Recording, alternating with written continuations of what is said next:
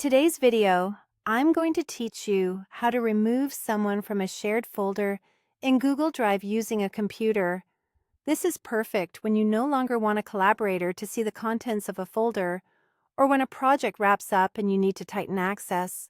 A quick heads up, to remove people, you generally need to be the folder owner or have editor-level permissions with the ability to manage access. Start by opening your web browser and going to drive.google.com. If you aren't signed in yet, log in with your Google account so you can get to your drive. Once your drive loads, locate the shared folder you want to manage.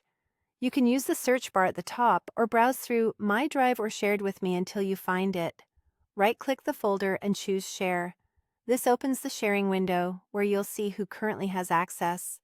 Look for the section labeled People with Access. This list includes individuals, groups, and sometimes your organization's domain, depending on how the folder was shared. Find the person you want to remove. Next to their name, you'll see a drop-down that shows their current role, such as viewer, commenter, or editor. Click that drop-down and select Remove.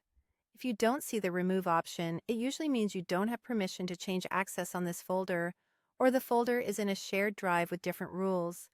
In those cases, you may need to contact the owner or a manager of that shared location. After you choose Remove, confirm the change if prompted. Then click Done to save your settings and close the window. The person will lose access to the folder, and in most cases, everything inside it that inherits the folder's permissions. If some files were shared with them directly outside of the folder's settings, they might still see those individual files. Also keep in mind that if link sharing is set to anyone with the link, people who have that link could still view the folder. You can review link settings in the same sharing window if needed.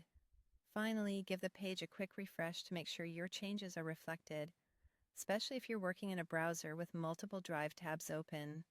You can repeat these steps for any other collaborators you need to remove, and remember that you can always add them back later if access is needed again.